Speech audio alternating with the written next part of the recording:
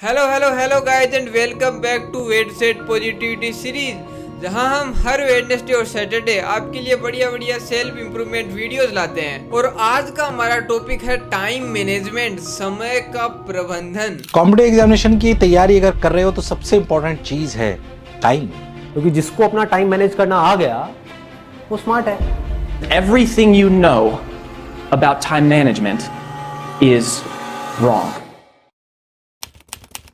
देखो, अगर मैं मेरी बात करूं तो कुछ साल पहले तक मैं टाइम मैनेजमेंट में इतना ज़्यादा खराब था कि मैं 7-7 8-8 घंटे पढ़ के भी मेरी जो प्रोडक्टिविटी थी, मेरी जो एफिशिएंसी थी, वो बिल्कुल जीरो थी। मैं कहने को तो पढ़ रहा था, काम कर रहा था, बट रिजल्ट्स जीरो आ रहे थे। और जब मैंने ये स्टेप सीखी, जब मैंने ये तरीका सीखा, तो सब कुछ चेंज हो गया। और यही है वो step. Time management tips and tricks सीखने से नहीं होता, वो होता है सेल्फ एनालिसिस से, सेल्फ मैनेजमेंट से। क्योंकि आपको जब पता ही नहीं होगा कि आपका टाइम जा कहाँ रहा है, तो आप उसको मैनेज कैसे करोगे। और इसका एक बहुत ही आसान तरीका है, अपने पूरे दिन के एक एक घंटे को एक डायरी में नोट करो, एक जनरल में नोट करो। फॉर एग्जाम्पल 7 बजे उठा तो 7 से 8 क्या किया, 8 से 9 क्या किया, ऐसे करके अपने पूरे दिन को एक बार लिखो। मैं ये नहीं बोल रहा कि आप डेली करो, कर सकते हो तो करो भाई, बहुत अच्छी चीज है, लेकिन एटलीस्ट इसको एक दिन तो करके देखो। और ये चीज मैं ऑलमोस्ट कर रहा हूँ 9th क्लास से, और आज मैं कॉलेज में आ गया हूँ, और अब तक मैंने इस हैबिट को नहीं छोड़ा है। और यही आपको करना है। एंड अपने हर एक घंटे को मेजर करना इतना मुश्किल नहीं है जितना आप सोच रहे हैं। सिंपली रात को सोने से पहले किसी भी नोटबुक के अंदर 5 मिनट निकाल के अपने पूरे दिन को लिख लो कि यार मेरा टाइम गया कहाँ, और उसको 1 से 10 की स्केल में रेट करो अपनी प्रोडक्टिविटी को, कि कितना टाइम मैंने फालतू वेस्ट किया और कितना मैंने यूटिलाइज किया। ठीक है, अगर आपका स्कोर 7 आ रहा है, 6 आ रहा है, जो कुछ भी आ रहा है, कुछ फर्क नहीं पड़ता। और अगर एक बार आपको ये पता चल गया तो इस अगली स्टेप को फॉलो करके आप अपना टाइम मैनेजमेंट बिल्कुल अच्छे से कर पाओगे। और उस स्टेप का नाम है, देखो भाई, मेरी लाइफ का जो टर्निंग पॉइंट आया, जहां से सब कुछ चेंज हुआ, वो है मॉर्निंग रूटीन।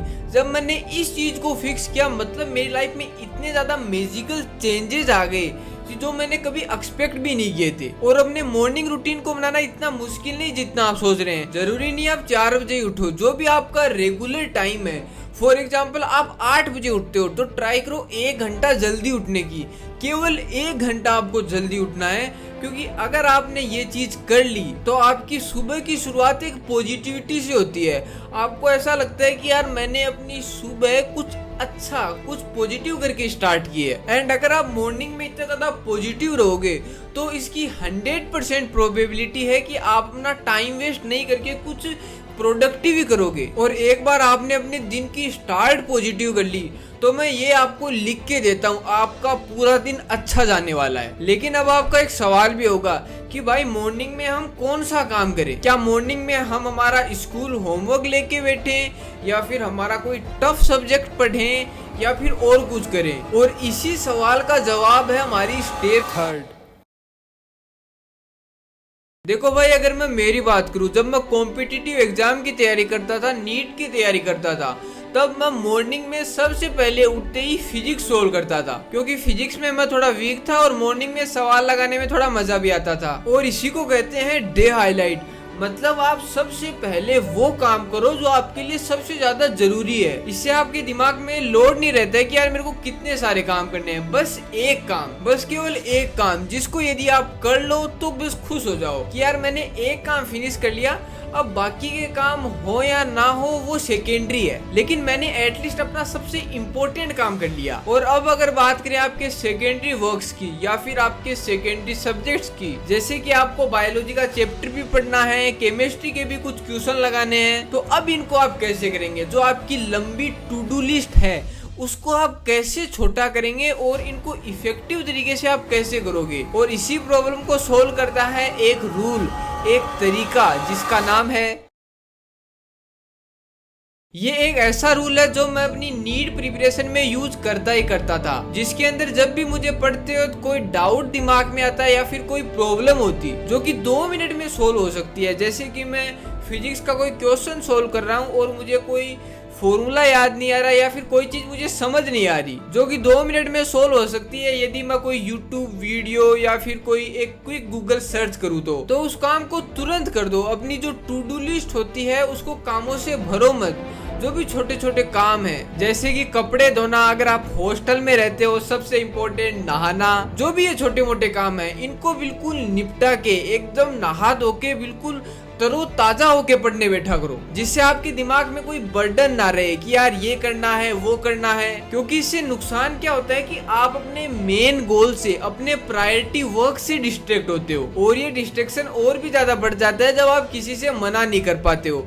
फॉर एग्जाम्पल, आप अपने रूम में स्टडी कर रहे हो और आपका रूम पार्टनर आपसे कहता है कि यार आज थोड़ा मूड नहीं बन रहा पढ़ने का, चलना थोड़ा बाहर घूम के आते हैं उसके बाद पढ़ेंगे अपन। लेकिन आपको पता है अगर आप इसके साथ बाहर निकल गए तो आपके 2 घंटे वेस्ट होने पक्के हैं, लेकिन फिर भी आप मना नहीं कर पाते और कह देते हो यार चलो कोई नहीं चलते हैं। और आपकी इसी मना नहीं करने वाली हैबिट के कारण पता नहीं आप कितनी जगह अपना टाइम यूं ही वेस्ट कर देते हो। कभी आपका टाइम आपका क्लासमेट वेस्ट कर देता है कि भाई एक छोटा सा काम है कर देगा क्या, और आप मना नहीं कर पाते हो कि भाई कर देंगे कोई दिक्कत नहीं। और ये आपकी नहीं मेरी भी बहुत बड़ी प्रॉब्लम थी कि मैं लोगों को मना नहीं कर पाता था, लेकिन जब से मैंने इस चीज को सीख लिया, मेरे कुछ दोस्त तो नाराज हुए लेकिन मैंने अपना काफी सारा टाइम जरूर बचा लिया। लेकिन प्रॉब्लम अभी भी पूरी सॉल्व नहीं हुई है। आपने अपने दोस्तों को तो मना कर दिया लेकिन उसको कैसे मना करोगे? अरे उसी को जिसको आप सबसे ज्यादा प्यार करते हो। अभी भी नहीं समझे? मैं बात कर रहा हूँ आपके मोबाइल की, स्मार्टफोन की। देखो पर्सनली अगर मैं मेरी बात करूं तो मेरे लिए मोबाइल कभी प्रॉब्लम बना ही नहीं, क्योंकि मेरे पास तो कीपैड मोबाइल रहता था। इधर ही रखा हुआ, कहाँ गया? ये रहा।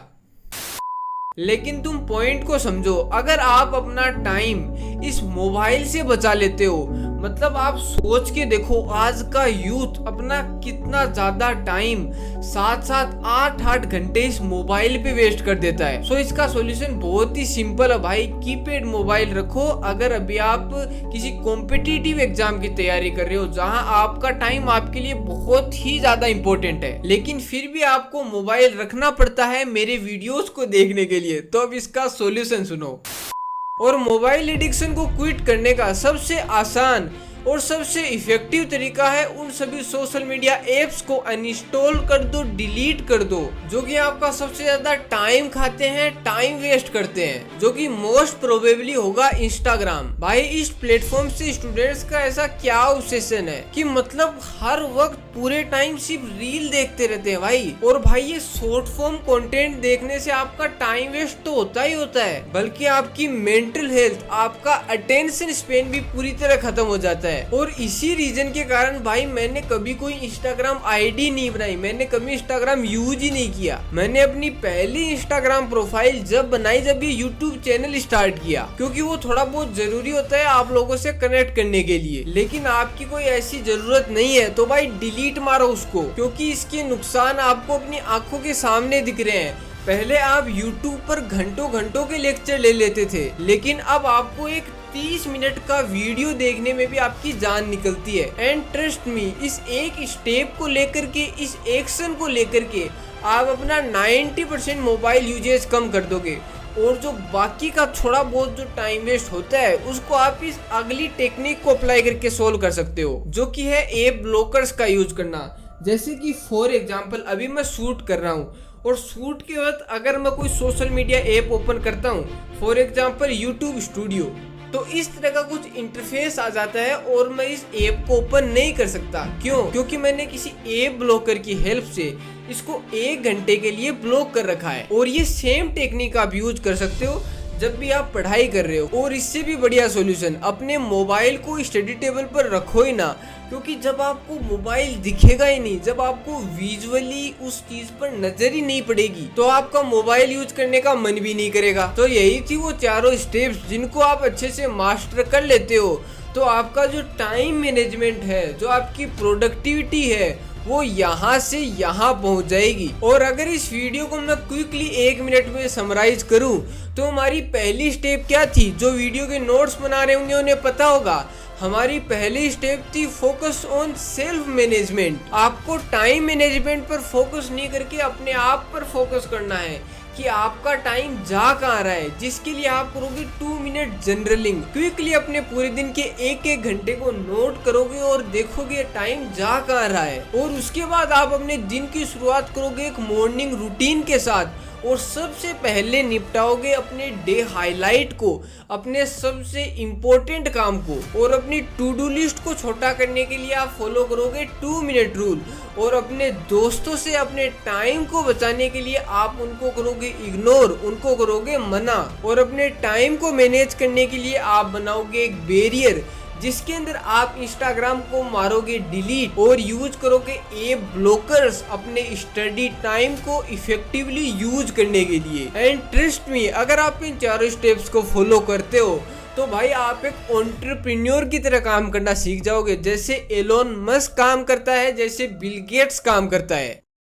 तो यही था आज का वीडियो। अगर आपको ये चारों स्टेप्स वैल्यूएबल लगी हो और इस वीडियो के बाद आप इन चारों स्टेप्स को अपनी डेली लाइफ में अप्लाई करने वाले हो तो मुझे कमेंट्स में इन चारों स्टेप्स का नाम लिख के जरूर बताना। और मैं मिलता हूँ आपसे इस वीडियो में, तब तक के लिए हमेशा की तरह खुश रहिए, खुशियाँ बांटते रहिए। I love you all.